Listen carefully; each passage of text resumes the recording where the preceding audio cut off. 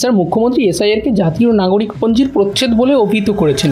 ওরা বলছে রোহিঙ্গা আছে, অনুপ্রবেশকারী আছে। অনুপ্রবেশকারী তত্ত্বটা তো মমতার তৈরি। আজকে মমতা নিজে যে বিষবৃক্ষ বপন করেছেন তার ফল তাকেও বইতে হচ্ছে।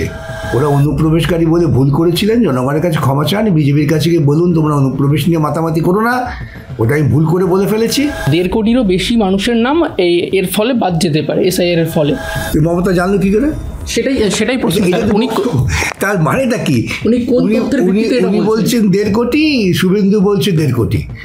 তবে 1 কোটির ওপর এই দুটো সংখ্যা মমতা এবং শুভেন্দু তারা একসঙ্গে বৈঠক করে ঠিক করেছিলেন। স্যার, বিহার সহ অন্য রাজ্যে এসআইআর প্রক্রিয়া সম্পন্ন হলেও পশ্চিমবঙ্গের ক্ষেত্রে তা না হওয়ায় যুক্তি কি রয়েছে? পশ্চিমবঙ্গে বিজেপি মমতার নামে শাসন করছে। মমতার শাসন মানে বিজেপির শাসন, এটা নিয়ে কোনো দ্বিধা নেই।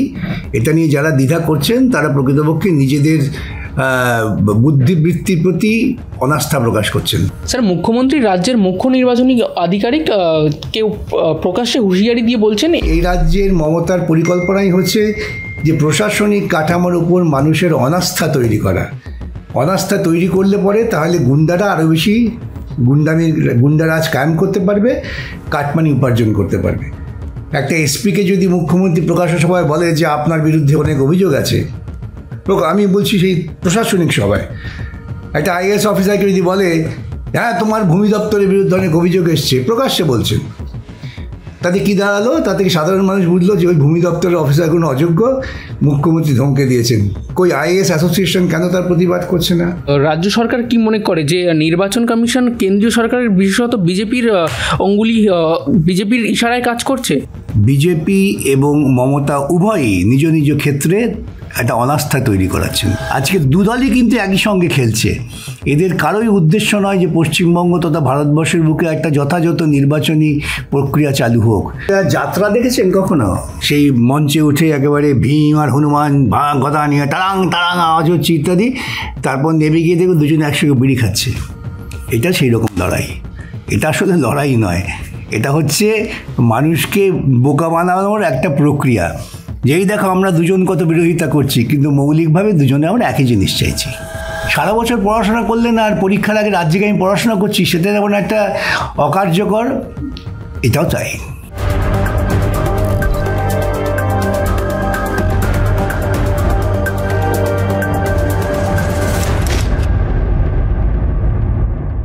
স্যার, মুখ্যমন্ত্রী এসআইআরকে জাতীয় নাগরিকপঞ্জির প্রচ্ছেদ বলে অভিহিত করেছেন। এই দাবির সপক্ষে তার কাছে কি নির্দিষ্ট কোনো যুক্তি বা প্রমাণ আছে বলে মনে হয় আপনার? সেটা তো মুখ্যমন্ত্রীকে জিজ্ঞাসা করবেন, তার পক্ষে কি যুক্তি আছে, প্রমাণ আছে, আমি কী করে বলবো? এটা আমার বক্তব্যটা ভিন্ন। আমার বক্তব্যটা হচ্ছে যে আমাদের যেতে হবে মূল উৎসে। এই নির্বাচন কমিশনার নিয়োগ থেকে শুরু করতে হবে। মনে থাকতে পারে যে সুপ্রিম কোর্ট এই নির্বাচন কমিশনার নিয়োগের মধ্যে একটা ভারসাম্য রাখার জন্য আদেশ দিয়েছিলেন যে নির্বাচন কমিশনার নিযুক্ত হওয়ার আগে তাকে পছন্দ করার জন্য একটা কমিটি হবে। সেই কমিটিতে 3 জন থাকবেন, প্রধানমন্ত্রী, বিরোধী দলনেতা এবং চিফ জাস্টিস। তাতে একটা ভারসাম্য থাকতো। কিন্তু এই সরকার তড়িৎ গতিতে সেটিকে অর্ডিন্যান্স জারি করে ওই আইনটি বাতিল করলেন। সুপ্রিম কোর্টের রায়টি বাতিল করে কি করলেন যে না, 3 জনের কমিটি হবে, প্রধানমন্ত্রীর মনোনীত একজন মন্ত্রী এবং বিরোধী দলনেতা। তাহলে প্রকৃতার্থে প্রধানমন্ত্রীর হাতের লোকই নির্বাচন কমিশনার হবে এবং তারই যে ফল সেটা হচ্ছে জ্ঞানেশ কুমার জাতীয় লোক, তারা নির্বাচন কমিশনার নিযুক্ত হয়েছে। নির্বাচন কমিশনের প্রাথমিক দায় কিন্তু ভোটার লিস্টকে আধুনিকীকরণ করা, আপডেট করা, সময়োপযোগী করা। এটা প্রত্যেক বছরের প্রক্রিয়া, এটা হঠাৎ ভোটের আগের প্রক্রিয়া নয়। এবং যখন দেখলেন যে বিহারে বিজেপি এবং বিজেপির সহকারী দলের অবস্থা খুব খারাপ, তখন প্রকৃতপক্ষে মোদির নির্দেশেই এই নির্বাচন কমিশনার এই তথাকথিত স্পেশাল ইন্টেন্সিভ রিভিশন করলেন। এবং সেটা করতে গিয়ে তিনি তার লক্ষ্যই ছিল যে আমি গরিব প্রান্তিক মানুষের ভোটাধিকার কেড়ে নেব। কেন গরিব প্রান্তিক মানুষ তারা মোদির বিরুদ্ধে ভোট দেওয়ার জন্যে অত্যন্ত সচল ছিলেন। এই যে স্পেশাল ইন্টেন্সিভ রিভিশন, সেই রিভিশন করতে গিয়ে দেখা গেল যে নির্বাচন কমিশনার ভোটার লিস্টকে সময়োপযোগী করার পরিবর্তে মানুষের ভোট অধিকার কেড়ে নিচ্ছেন। এই নিয়ে দীর্ঘ আলোচনা হচ্ছে, চলবে, আমি তার মধ্যে যাব না। এবং এই নির্বাচন কমিশনার যে সমস্ত নথিকে নির্ধারণ করছেন এবং তারা সেখানে আধার কার্ডকে মানবেন না, যে আধার কার্ড দেওয়ার জন্য ভারত সরকার কোটি কোটি টাকা খরচা করলেন, আমাদের দাঁড়িয়ে থেকে লাইনে সেই চোখের পাতা নড়া থাকে, নখের চিহ্ন নেওয়া হলো, সেই আধার কার্ড তারা মানবেন না। অর্থাৎ তাদের লক্ষ্যটাই ছিল যে অধিকাংশ মানুষকে ভোটার লিস্ট থেকে বাদ দেব। কি গল্প খাড়া করলেন যে প্রচুর অনুপ্রবেশকারী আছে। যখন সুপ্রিম কোর্টের কাছে বিষয়টা গেল, তখন কিন্তু নির্বাচন কমিশনার বিহারের ভোটার লিস্টে 5 জনও অনুপ্রবেশকারীকে খুঁজে পাননি। তাহলে নাটক এটা। এই নাটকটা হচ্ছে শুধুমাত্র একটা অস্থিরতা তৈরি করার জন্য, মানুষকে ভয় দেখাবার জন্য। আমার বক্তব্য সেইখানে আক্রমণ করো। ওরা বলছে রোহিঙ্গা আছে, অনুপ্রবেশকারী আছে। অনুপ্রবেশকারীর তত্ত্বটা তো মমতার তৈরি। আজকে মমতা নিজে যে বিষবৃক্ষ বপন করেছেন, তার ফল তাকেও বইতে হচ্ছে। এই ব্যাপার নিয়ে ওদের মধ্যে বাইরে ঝগড়া করে মানুষকে বিভ্রান্ত করার পরিবর্তে ওরা ঠিক করুক, ওরা অনুপ্রবেশকারী বলে ভুল করেছিলেন, জনগণের কাছে ক্ষমা চান, বিজেপির কাছে গিয়ে বলুন তোমরা অনুপ্রবেশ নিয়ে মাতামাতি করো না, ওটা আমি ভুল করে বলে ফেলেছি। আর গোটা ভারতবর্ষে 162 কোটি যা জনসংখ্যা, 126 কোটি হোক, তার মধ্যে কোথায় কখন খুঁজে একজনকে পেলো, আর তাই নিয়ে গদি মিডিয়া নাচানাচি করতে শুরু করলো। এই সমস্ত পরিকল্পিত অশান্ত সৃষ্টিকারী প্রক্রিয়ার বিরুদ্ধে মূলগতভাবে আক্রমণ হওয়া উচিত। মমতার দল সেটা করছে না। তিনি আবার অন্যদিক দিয়ে বলছেন, মমতা বন্দ্যোপাধ্যায়, যে 1.5 কোটিরও বেশি মানুষের নাম এর ফলে বাদ যেতে পারে, এসআইআর এর ফলে। তো এখানে বলছে এটা মমতা জানলো কি করে? সেটাই প্রশ্ন। তার মানেটা কি? উনি বলছেন 1.5 কোটি, শুভেন্দু বলছে 1.5 কোটি। তো 1.5 মানে 1 কোটির ওপর এই দুটো সংখ্যা মমতা এবং শুভেন্দু তারা একসঙ্গে বৈঠক করে ঠিক করেছিলেন। আমি তো বলেছি শুভেন্দু বাবুরা অন্ততপক্ষে 500 লোকের নাম দিন, 500 লোক, যে তারা ওদের মতে এরা অনুপ্রবেশকারী কিংবা রোহিঙ্গা। যদি তারা জানবেনি তাহলে এত দরকার কি? তাই তো ভারতবর্ষের যে সমস্ত দপ্তর তৈরি হয়েছে, পশ্চিমবঙ্গের সরকারি দপ্তরগুলো রাখার দরকার কি? তুলে দেখ না, সবই শুভেন্দু আর মমতা ঠিক করবে। স্যার, বিহার সহ অন্য রাজ্যে এসআইআর প্রক্রিয়া সম্পন্ন হলেও পশ্চিমবঙ্গের ক্ষেত্রে তা না হওয়ায় যুক্তি কী রয়েছে, এবং মুখ্যমন্ত্রী কি মনে করেন যে পশ্চিমবঙ্গের পরিস্থিতি অন্য রাজ্যগুলি থেকে মৌলিকভাবে আলাদা? গোটা দেশের পরিস্থিতি সবই এক। কোথাও কোথাও বিজেপি সরাসরি বিজেপির নামে শাসন করছে, পশ্চিমবঙ্গে বিজেপি মমতার নামে শাসন করছে। মমতার শাসন মানে বিজেপির শাসন, এটা নিয়ে কোনো দ্বিধা নেই। এটা নিয়ে যারা দ্বিধা করছেন তারা প্রকৃতপক্ষে নিজেদের বুদ্ধিবৃত্তির প্রতি অনাস্থা প্রকাশ করছেন। স্যার, মুখ্যমন্ত্রী রাজ্যের মুখ্য নির্বাচনী আধিকারিক কেউ প্রকাশ্যে হুঁশিয়ারি দিয়ে বলছেন এবং তার বিরুদ্ধে যে অভিযোগের কথা বলেছেন, এই ধরনের সাংবিধানিক পদের একজন আধিকারিককে প্রকাশ্যে আক্রমণ করার কারণ কি, এবং তার ফলে যে নির্বাচনী প্রক্রিয়ায় কতটা কি প্রভাব পড়তে পারে? আজকে আপনারা এই কথাগুলো বলছেন কেন? যখন মুখ্যমন্ত্রী প্রশাসনিক মিটিংয়ের নাম করে এসপি, আইপিএস, আইএএস অফিসারদের ধমকান, তখন সাংবাদিকরা তো খুব উল্লসিত হন। মানে আপনার কথা বলছি না আমি, মানে একদল মেন স্ট্রিম মিডিয়া সাংবাদিকরা উল্লসিত হন। মুখ্যমন্ত্রী ধমকে দিলেন, তো আজকে তাদের বুকে ব্যথা লাগছে কেন? আসলে সামগ্রিকভাবেই এই রাজ্যের মমতার পরিকল্পনাই হচ্ছে যে প্রশাসনিক কাঠামোর উপর মানুষের অনাস্থা তৈরি করা। অনাস্থা তৈরি করলে পরে তাহলে গুন্ডারা আরও বেশি গুন্ডারাজ কায়েম করতে পারবে, কাটমানি উপার্জন করতে পারবে। একটা এসপিকে যদি মুখ্যমন্ত্রী প্রকাশ্য সভায় বলে যে আপনার বিরুদ্ধে অনেক অভিযোগ আছে, আমি বলছি সেই প্রশাসনিক সভায় একটা আইএএস অফিসারকে যদি বলে হ্যাঁ তোমার ভূমি দপ্তরের বিরুদ্ধে অনেক অভিযোগ এসছে, প্রকাশ্যে বলছেন, তাতে কি দাঁড়ালো? তাতে সাধারণ মানুষ বুঝলো যে ওই ভূমি দপ্তরের অফিসারগুলো অযোগ্য, মুখ্যমন্ত্রী ধমকে দিয়েছেন।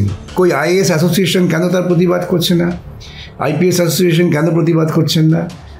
আমরা যখন প্রতিবাদ করা দরকার তখন মুখ বুজে থাকবো, আর তারপরে হঠাৎ একটি ঘটনায় ল্যাচ তুলে নাচবো, তাতে হয় না। স্যার, মুখ্যমন্ত্রী অভিযোগ করেছেন যে নির্বাচনী কমিশনের আধিকারিকেরা রাজ্য সরকারি আধিকারিকদের যেমন বিএলওদের বিভিন্ন উপায়ে হুমকি দিচ্ছেন। এই হুমকির স্বরূপ কি, এবং এর উপর এই বিষয়ে রাজ্য সরকার কি কোনো আইনি ব্যবস্থা নিয়েছে?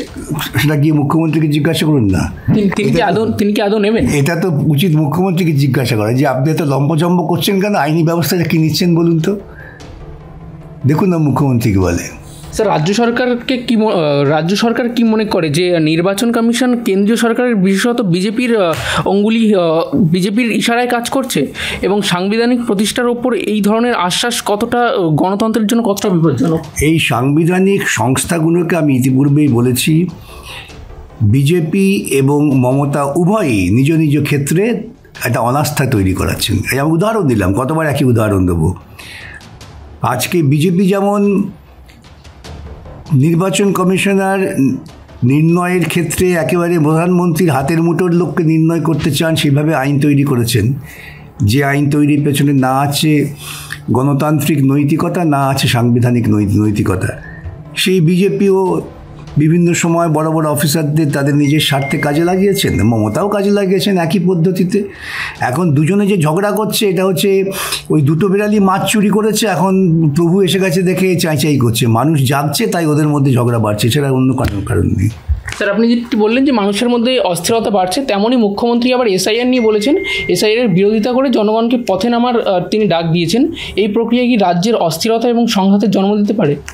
তিনি চান অস্থিরতা, তিনি চান পশ্চিমবঙ্গের মানুষ তাদের জীবন জীবিকা, কর্মহীনতা, দুর্নীতি, এতে আকণ্ঠ ডুবে গেছে মানুষ, তার বিরুদ্ধে লড়াই করছে। অতএব সেই লড়াইটাকে ভিন্নমুখে যদি প্রবাহিত করে দেওয়া যায়, তাদের অসুবিধে কী? এই সময় বিশেষত উত্তরবঙ্গে যখন বন্যা বা অন্যান্য প্রাকৃতিক দুর্যোগের কথা উল্লেখ করা হয়েছে, তাড়াহুড়ো করে এসআইআর প্রক্রিয়া শুরু করার ফলে সাধারণ মানুষের কি অসুবিধা হতে পারে, এবং সে বিষয়ে সরকারের কাছে কি কোনো পরিসংখ্যান রয়েছে বলে আপনার মনে হয়? সরকারকে জিজ্ঞাসা করা উচিত, মুখ্যমন্ত্রীকে জিজ্ঞাসা করা উচিত, ইলেকশন কমিশনকে জিজ্ঞাসা করা উচিত, তারা কি বলছেন। আমি আমার কথা জবাব দিয়ে ওদের সূত্র দেবো কেন? ওরা জবাব দিন, এটা ওদের কাছে প্রশ্ন করুন। মুখ্যমন্ত্রী বলেছেন যে এই গত যে 2 মাস বা 3 মাসের মধ্যে এসআইআর হওয়ার কথা আছে, এই 2 বা 3 মাসের মধ্যে জনগণ কি করে এত নথি দেবে? তা সে মুখ্যমন্ত্রী তো বলছেন ভালো কথা, জনগণ কী করে নথি দেবে, এটা তো আমরাও বলছি। তো অনুপ্রবেশের তত্ত্বটা তিনি খাড়া করেছিলেন কেন? তখন তার মাথায় আসেনি জনগণ কোত্থেকে নথি দেবে। তখন তো খুব উল্লাস করে বিজেপি থেকে আরম্ভ করে বিভিন্ন ন্যাশনাল মিডিয়া, হ্যাঁ পশ্চিমবঙ্গে অনুপ্রবেশ হয়েছে, তো বিরোধী দলনেত্রী মমতা বন্দ্যোপাধ্যায় বলছেন, পার্লামেন্টে দাঁড়িয়ে অসভ্যতা করছেন, তাকে তখন তাকে দেবী রূপে বর্ণিত করা হয়েছিল।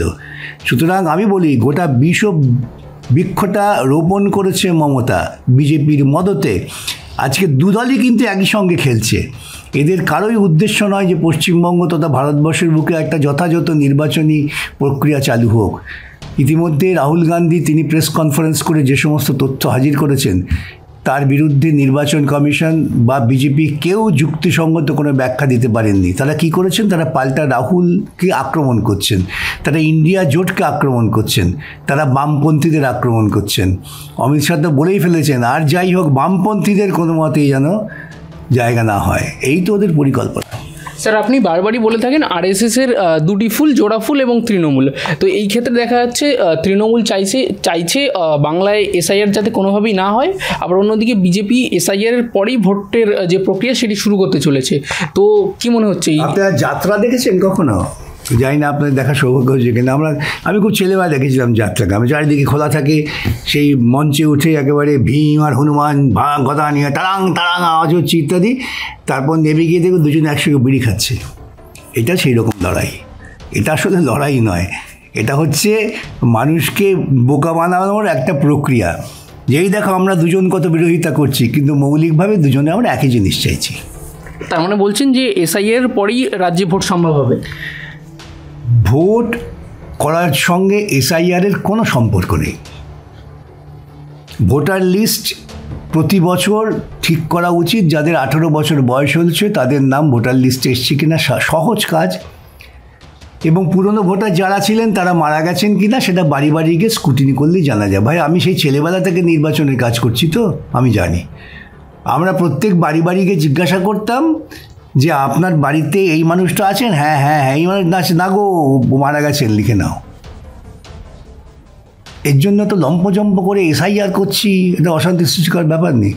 এটাও হতো কি, হ্যাঁ ওই আছেন মামা, হ্যাঁ মামা তো এখানেই থাকেন, উনি তো চাকরির সূত্রে এখন ধরো চেন্নাইতে গেছেন, ভোটের দিন আসবেন, আসতে পারেন নাও আসতে পারেন, লিখে রাখা তো যে উনি এখন এখানে নেই। তো এতে কী এমন ব্যাপার? এসআইআর করে তো মাঝামাঝি করছে। তার মানে সারা বছরের যে কাজ, সে কাজটা তুমি করোনি। সারা বছর পড়াশোনা করলেন আর পরীক্ষার আগে রাজ্যে আমি পড়াশোনা করছি, সেটা যেমন একটা অকার্যকর, এটাও তাই।